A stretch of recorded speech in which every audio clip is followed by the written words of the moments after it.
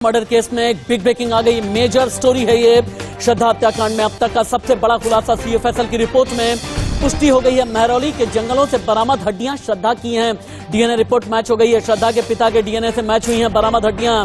बरामद हड्डियों का मिलान श्रद्धा के पिता से हो गया है। इस वक्त की बिग ब्रेकिंग। श्रद्धा हत्याकांड में अब तक का सबसे बड़ा खुलासा। इस वक्त की बिग ब्रेकिंग। सीएफएसएल की रिपोर्ट से बहुत बड़ी पुष्टि हो गई है।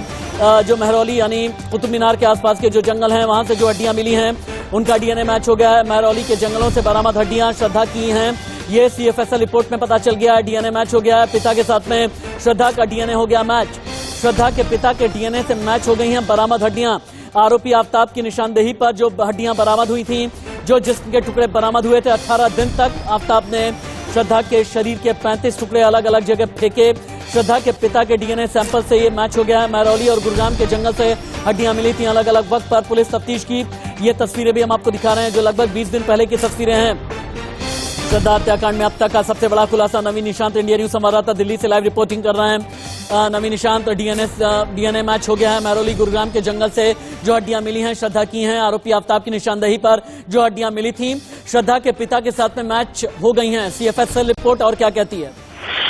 बिल्कुल, देखिए बता दें राशिद की जो सीएफएसएल की रिपोर्ट आई है उसमें इस बात की पुष्टि हुई है कि जो हड्डियां महरौली के जंगल, छतरपुर के जंगल से जो बरामद हुई थी वो श्रद्धा की थी। यानी जब श्रद्धा के पिता का डीएनए लिया गया था तो उससे उस हड्डियों के सैंपल का मिलान किया गया और जो रिपोर्ट आई है वो इस बात का दावा करती है कि जो बरामद हड्डियां थी जंगलों से वो श्रद्धा की थी। तो कहीं ना कहीं पुलिस के लिए एक बड़ी राहत है, क्योंकि जब चार्जशीट इस पूरे मामले में दाखिल की जाएगी तो इसे अहम सबूत के रूप में पेश किया जाएगा। इसके साथ ही अभी के समय जो पुलिस है वो चार्जशीट तैयार करने पे काम कर रही है, क्योंकि जो आफ्ताब है वो तिहाड़ जेल में मौजूद है और पुलिस के पास एक पुख्ता सबूत हाथ लगी है। सीएफएसएल रिपोर्ट, क्योंकि जब श्रद्धा के पिता जब दिल्ली आए थे तो उनके डीएनए सैंपल लिए गए थे, क्योंकि आफ्ताब की निशानदेही पे लगातार महरौली, छतरपुर का जो इलाका है और जो गुड़गांव का इलाका है वहां के जंगलों से हड्डियां बरामद हुई थी दिल्ली पुलिस को छानबीन के दौरान, और उन हड्डियों को सीएफएसएल की जांच के लिए भेजा गया था।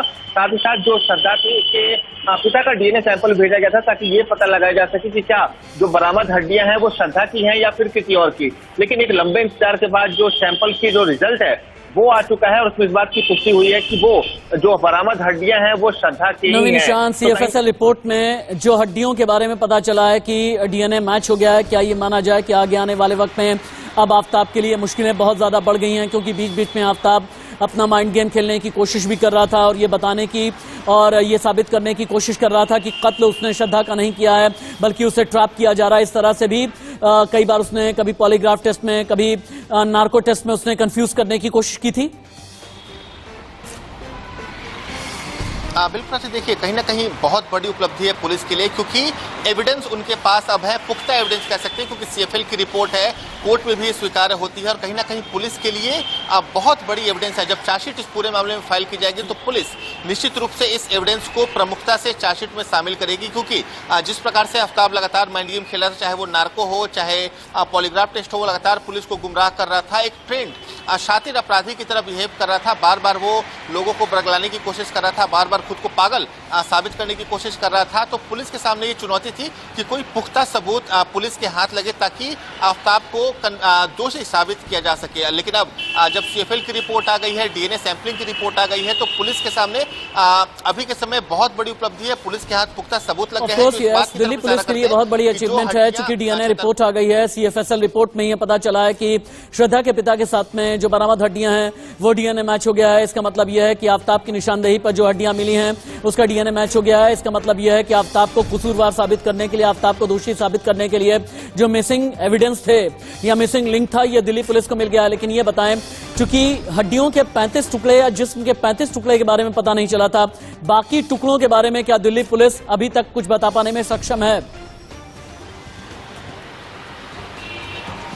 जी देखिए, बिल्कुल अभी तक इस संबंध में कोई ज्यादा जानकारी प्राप्त नहीं है, क्योंकि जो जंगल है वहां से लगभग 15 से 16 जो हड्डियों के टुकड़े हैं वो बरामद किए गए थे और कई हड्डियों के बारे में यह अंदेशा जताया जा रहा है कि वो काफी पहले फेंके गए हैं, तो हो सकता है किसी जानवर ने उन्हें खा लिया हो, क्योंकि जिस जंगल से ये आफ्ताब की निशानदेही पे बरामद हुए थे वहाँ आवारा पशु और जो जंगली जानवर होते हैं वो भी घूमते हैं, चाहे वो कुत्ते हो या फिर ऐसे जानवर घूमते हैं जो मांस खाना पसंद करते हैं। ठीक है नवीन, ये तो जिस्म के बाकी टुकड़ों की बात है, लेकिन एक बात और भी बताएं, चूंकि 90 दिन का वक्त मुकर्रर होता है अगर चार्जशीट फाइल करनी होती है, और अगर किसी को न्यायिक हिरासत में और भी ज्यादा रखना है बिना चार्जशीट फाइल किए हुए, तो फिर पुलिस के लिए बहुत जरूरी हो जाता है कि वो एडिशनल चार्जशीट फाइल करे। क्या 90 दिन के वक्त में दिल्ली पुलिस की चार्जशीट फाइल हो जाएगी?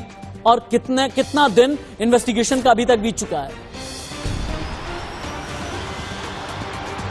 बिल्कुल देखिए, आज बता दें कि चार्जशीट पुलिस निश्चित रूप से 90 दिन के अंदर फाइल कर देगी, क्योंकि जो एविडेंस अभी उन्हें मिले हैं डीएनए सैंपलिंग के रूप में, ये काफ़ी मजबूत एविडेंस माने जाते हैं क्राइम के मामलों में। अगर आपको कोई आधार नहीं मिल रहा है मुकदमा चार्जशीट फाइल करने का, तो जो डीएनए सैंपलिंग है ये एक विस्तृत रिपोर्ट होती है जिसमें तमाम पहलुओं का उल्लेख किया जाता है कि आखिर क्या प्रोसेस अपनाया गया, किन किन हड्डियों के टुकड़े बरामद किए गए थे, उनकी सैंपलिंग कैसे हुई।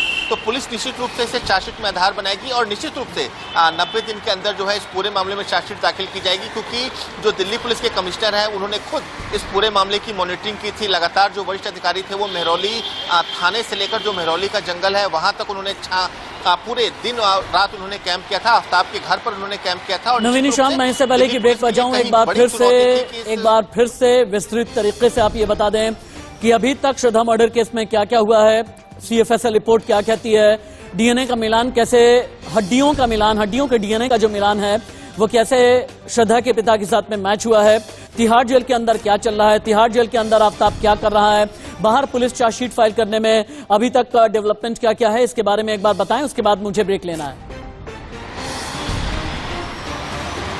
बिल्कुल राशिद, देखिए बता दें कि आफ्ताब अभी के समय तिहाड़ जेल में है और वहां पर वो किताबें पढ़ना पसंद कर रहा है और जो चेस का गेम होता है वो खेल रहा है। उसकी जो गतिविधि है वो सामान्य है। उसके साथ 2 कैदी हैं जिनसे वो बातचीत करता है, हंसता रहता है और किताबें पढ़ना पसंद है। वो जेल प्रशासन से लगातार किताबों की मांग करता है। और उसके अलावा अगर बात करें श्रद्धा मर्डर केस की, तो श्रद्धा मर्डर केस में जो लेटेस्ट अपडेट है वो ये है कि श्रद्धा के जो हड्डियों के टुकड़े बरामद किए गए थे मेहरौली के जंगल से, जो आफ्ताब की निशानदेही पे बरामद हुए थे, उनकी डीएनए सैंपलिंग की गई थी। श्रद्धा के फादर के डीएनए सैंपल से और जो सैंपल्स हैं वो मैच हो गए हैं। यानी इस बात की पुष्टि हो चुकी है कि जो हड्डियां बरामद हुई थी मेहरौली के जंगल से वो श्रद्धा की थी। यानी अब ये बात साफ हो गई है कि आफ्ताब ने ही श्रद्धा का खून किया था, क्योंकि आफ्ताब ने ही बताया था कि उसने जो टुकड़े हैं श्रद्धा के वो मेहरौली के जंगल में फेंके थे। श्रद्धा के पिता के सैंपल लिए गए थे डीएनए के, ताकि ये पता लगाया जा सके कि जो बरामद हड्डियां हैं वो श्रद्धा के ही हैं या किसी अन्य जानवर के।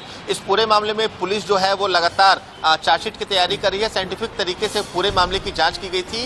जो सीएफएल रिपोर्ट है वो आ गई है, उसमें इस बात की पुष्टि हुई है कि जो बरामद हड्डियां हैं वो कहीं ना कहीं श्रद्धा के ही हैं, क्योंकि श्रद्धा के पिता विकास वॉकर से उनकी जो सैंपल हैं वो मैच हुए हैं। तो पुलिस के लिए उपलब्धि है। वहीं दूसरी तरफ आफ्ताब तिहाड़ जेल में है, न्यायिक हिरासत में है, वहां पर उसे सेल में रखा गया है। और सबसे बड़ी बात यह है कि सेल की 24 घंटे सीसीटीवी मॉनिटर की जा रही है। इसके साथ ही ठीक है नवीन निशान, बहुत शुक्रिया आपका इस तमाम जानकारी के लिए। जो दर्शक अभी इंडिया न्यूज के साथ में ट्यून इन हुए उनकी जानकारी के लिए बता दें, श्रद्धा मर्डर केस में जो सबसे बड़ी ब्रेकिंग न्यूज है वो ये कि मेहरौली यानी कुतुब मीनार के आसपास के जंगल में जो हड्डियां बरामद हुई थी, जो आफ्ताब की निशानदेही पर हड्डियां मिली थी, उनका डीएनए मैच हो गया है श्रद्धा के पिता के साथ में।